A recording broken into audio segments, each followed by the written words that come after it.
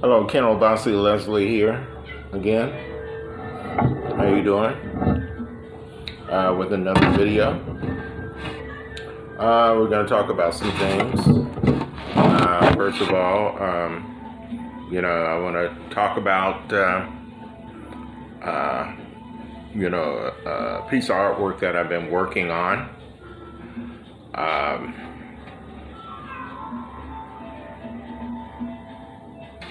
Basically, it's like a mandala.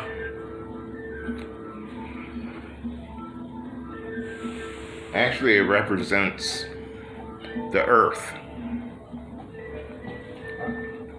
It represents the earth. It represents, it's a circle. It's cyclical. It's things happening on the outside where there's a face there on the inside.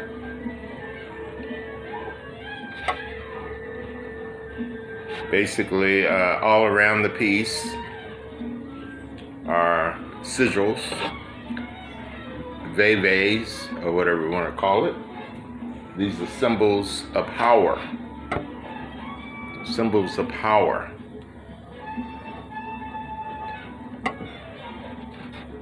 Basically, what I like to talk about, and I don't know how long this video is going to, I don't have too much room on my phone, and I'm doing this on my phone. I want to talk about the Dogon creation myth. And, I love mythology. I like to talk about the different stories and because, mythology is nothing more than just the energy of things, how things move. And it can all be relative to what is happening in our spirit, in our soul. And so as one hears a story, you could take the story and internalize it, and it becomes, real within your consciousness, real within your subconscious. So, but basically, I just kind of want to, talk a little bit about the Dogon creation myth, and which is wow. The Dogon is a God. What word can I relate to the Dogon? Very mystical. They have a culture that is so different, so unique. The Dogon, they're in Mali, in Africa.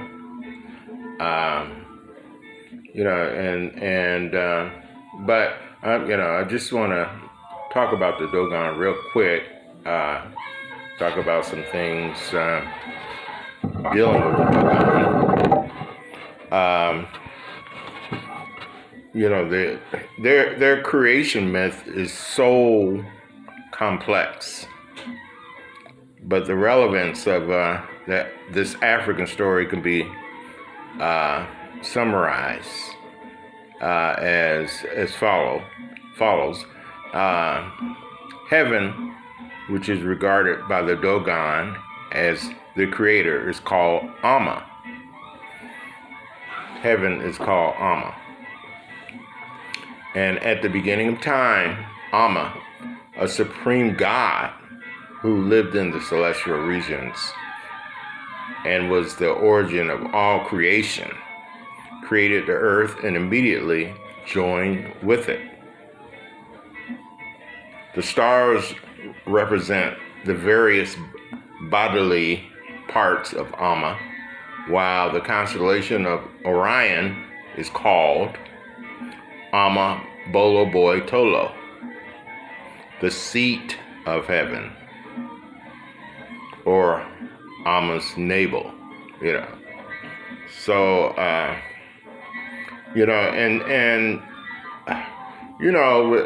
in these creation stories, there's a lot of similarities in terms of the archetypes and the how the story flows and how things begin.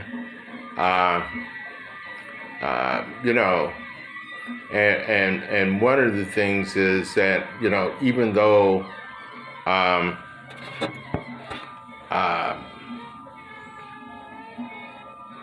even though certain things may not happen in the way that the story is told, but everything in the story is true. Everything, and when I say true, I'm talking about true in terms of our collective unconscious, or our deeper selves, that, and as we can get to that point that we could see the truth within us, and that's a deep truth. That's a deep truth. Amma split into two, creating Ogo, who represents disorder. Ogo descended to earth in an ark, along with the Milky Way, which connects heaven and earth through a form of bridge. And he created havoc on the earth. Ogo could be compared to Set. He could be compared to, a force that creates confusion. It can be,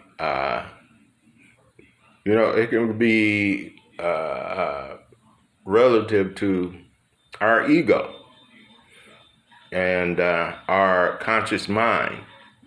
That we're always think that we can think ourselves out of everything, and sometimes our thoughts get us deeper into trouble. So Amma then decided to create a representative of order called Nomo,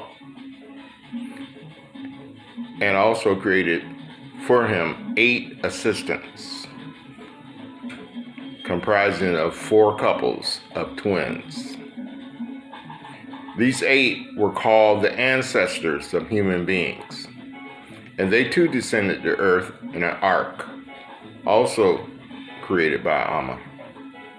The ark was suspended from heaven by a copper chain, which allowed the ark to float down to earth, like the sun traverses the sky and settles in the west. As a matter of interest, the Dogon construct a representation of the ark, which is left in every home for ritual purposes. It is woven from dry leaves into a boat-shaped basket. Amma created the stars by throwing pellets of earth into space. He created the sun and the moon by modeling 2 white earthenware bowls, one encircled with red copper and the other one white copper. Now, basically, what I just gave you is just kind of like a synopsis of the Dogon creation myth. It's just that, there's so much to it. I mean, it's so much more. It's just that. It's just that, and as time goes on, I will be doing videos. We will be talking about the Dogon, and as well as other creation myths. Like the Egyptian, the Kemetic creation myth, the Yoruba creation myth, and as well. But basically, this piece, is homage to the creation myths, and it is really based. The piece is dealing with everything that is flowing and going around in the world, but in the center is peace. In the center is power. In the center is that place where we reside, and what is the word I'm looking for? That place where we can grow and become. It's home. It's home. It's home. So so basically, I just kind of wanted to talk a little bit about this piece that I did, and and the piece is called Amma, and and it's homage to the Dogon mythology, but it's homage to other mythologies too, as well. And so again, I'm not going to be too long at this this evening, or whatever, but I just wanted to basically talk about a little bit about cosmology and mythologies, and how they and a lot of times when we think about mythologies, we think about like Greek mythology. We think about Zeus and all of that, but basically, again, there are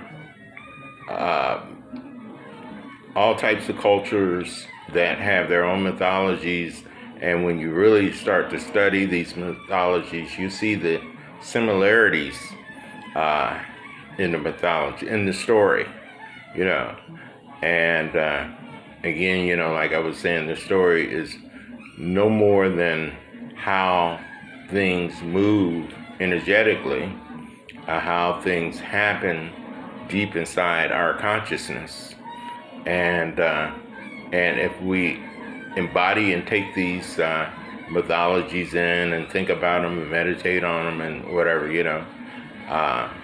they could be very, very empowering. Okay, thank you. Until next time, this is Ken Obasi Leslie, just talking about art and mythology and all the things that is healing.